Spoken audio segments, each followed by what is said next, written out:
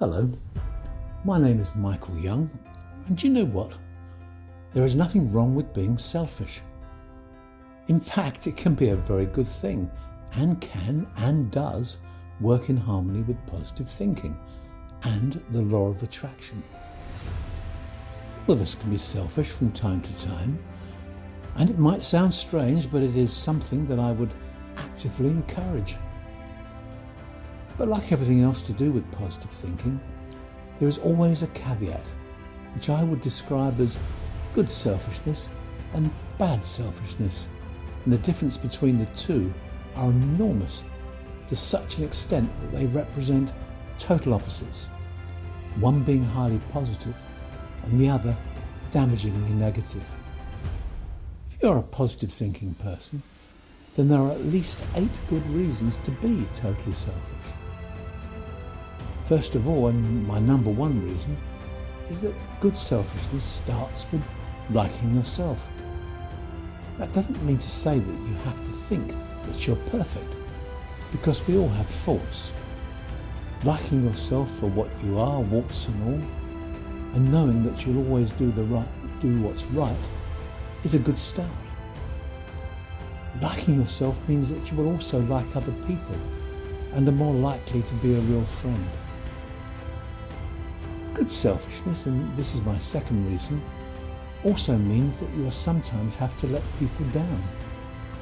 But you make sure they know there is a very good reason and will make it up to them at some future date. It might mean that something has to give because you need me time to recharge batteries, and sometimes there are clashes. You have to choose which one is most important to you. Good selfishness, number 3, is making sure that you remain in the right shape to look after your family and your job and those things that are important to you. Yes, you are being selfish, but it is for the best of reasons. When you go through life with such a mindset, then you are working with positive thinking and the law of attraction, because you are focused, know what you want, know what's right, and the universe in turn will always be ready to work with you. Good selfishness, number 4, means being dependable. No one likes to put their trust in someone who is likely to let them down. So what's wrong with having a great opinion of yourself if you're going to deliver on your promises? Some might think that you are conceited and maybe a little arrogant, but you're going to be there when it matters. Good selfishness, number 5, is about unconditional love for the people around you. That might sound too focused for some, but it shows the intensity of your feelings for the people that are most important in your life. Believe it or not, good selfishness, number 6, is also about the ability to say no. You cannot be expected to do everything. If you are failing at what you do, then how can you possibly deliver on all your other promises? So always recognise the time when no is the right answer. The same applies to being honest. Good selfishness, number 7. You cannot be open and straight with people, then they will never know what to expect. So what could good selfishness, number 8, be about? Well, that's easy. Making sure that nothing can disturb your peace of mind or esteem. Because if you are calm, then your decision-making process will always be at its best for the benefit of everyone else. This is not so in the case of bad selfishness, where no one else on this planet matters. For such people, it will always be about them, their welfare, their happiness, their sense of entitlement, and they will go to any length to ensure it remains that way.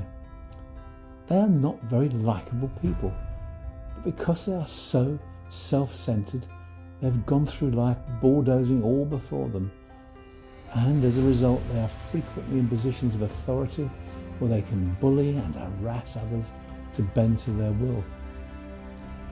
Those that practice bad selfishness are not good in relationships, unless of course they manage to find a willing doormat to do their bidding.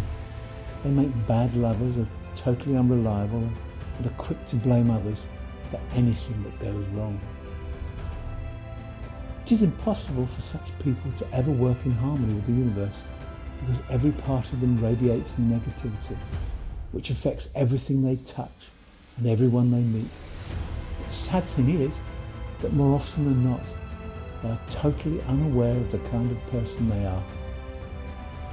Paradoxically, many of those afflicted with bad selfishness are outwardly charming and on first impressions give a false picture of their true character, which means they can quickly tarnish and affect the lives of others. Scratch away at the veneer and you soon see the real person underneath. We all know such people and try to avoid them, but it could be there is one such person in your life who fits this description, or maybe, just maybe, you have recognised yourself in the previous description. If the penny has just dropped, then it's not too late to change, but it will take enormous work on your part because you will need to alter the habits of a lifetime. You might like to start by talking to those few friends you still have left and ask them to give you an honest assessment of what they really think about you, if they're brave enough. But in truth, you will already know that something is wrong. You now have to put others first. Consider their welfare. Start liking yourself a little more. Highlight the things that are genuinely good about you. No one is all bad, and set about change.